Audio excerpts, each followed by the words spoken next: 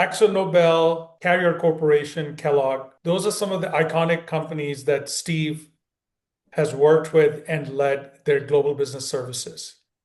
Today's conversation with Steve is not about theory, it's about wisdom from operations. So, Steve, welcome to the Thank Wisdom you. series. The first question I want to ask you is really over the last 2, 3 years, we've seen a very rapid rise in setup of new GCCs, global capability centers. What is needed to get that strategy right? Yeah, I think a lot of these new GCCs, they've got where they want to go in terms of the outcome.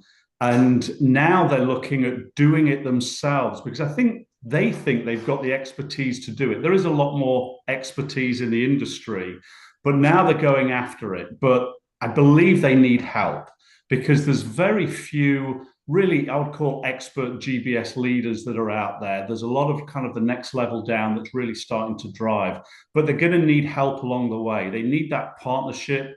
They need that deep intelligence to make those decisions along the way so they can be successful and address those outcomes. Right.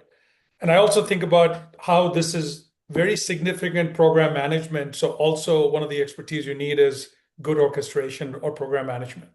Absolutely, all the way along, because a lot of people get very excited up front, and then when you're 6, 9 months in, you see some of the energy start to go, you see some of the program management start to jump off.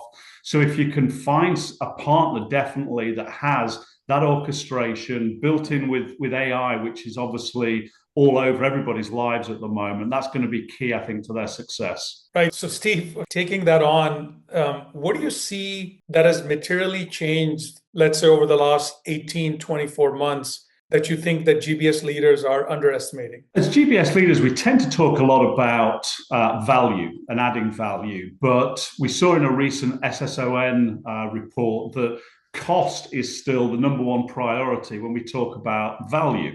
But it's evolving. It's evolving big time in terms of GBS and GCCs. They've got to be designed now as an insight led operating model. I think leaders that really treat GBS as a back office, they're going to risk building in some relevance out of the model before it scales. So I've seen organizations like this, both with peers and with ones that I've worked in.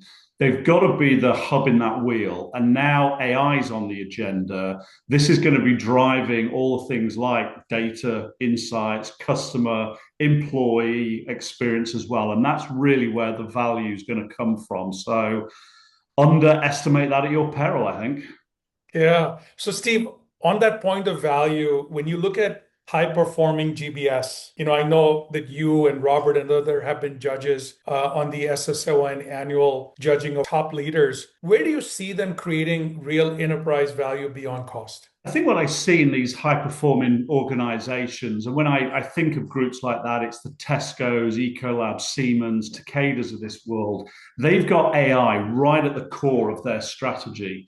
Then they deliver those true insights and analytics back into the organization. And I mentioned before about the customer experience and the employee experience. They're really starting to feel it, but they've got AI really embedded in all of their processes. Yeah, Steve, let's tease that thread because I was going to ask you to share a little bit more. Where is AI genuinely changing outcomes in GBS, and where are you seeing it being mostly noise? I think on the noise part, there's two areas. And one thing that we struggle with is where is it not AI?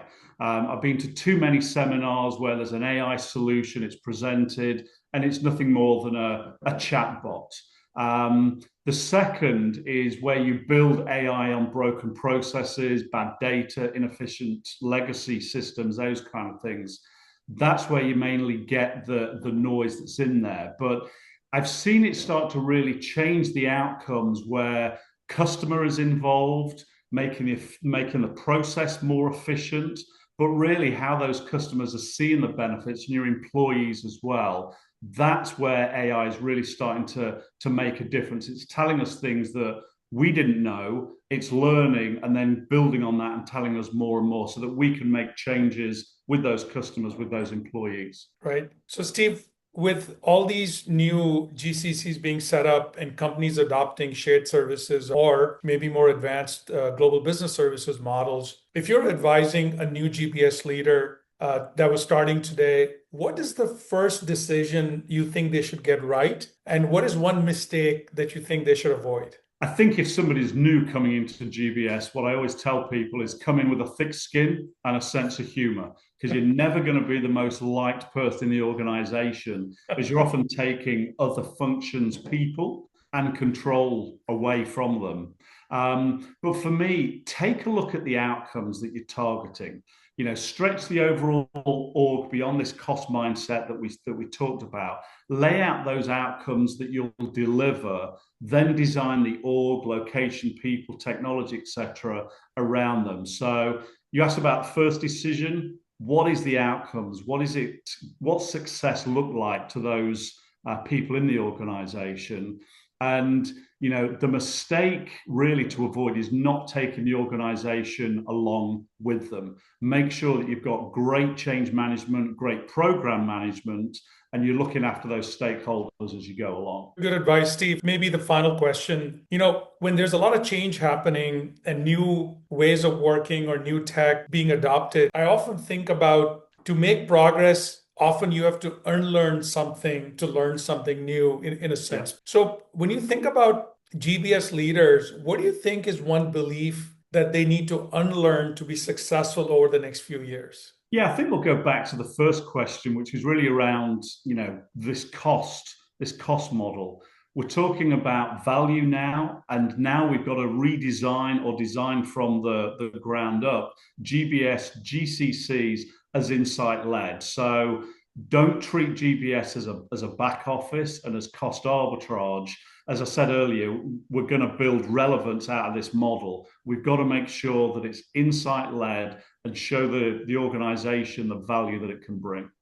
So those of you out there, the very few that may not know Steve already, Steve Rudderham, highly recommend you take a look at his LinkedIn feed, because he uses his personal life experience, whether that's travel that he does or events that he goes to connect that to leadership and leadership principles and leadership actions. Steve, thank you so much. And I look forward to seeing you again on our Wisdom series. Pleasure. Thanks, Atul. Thanks.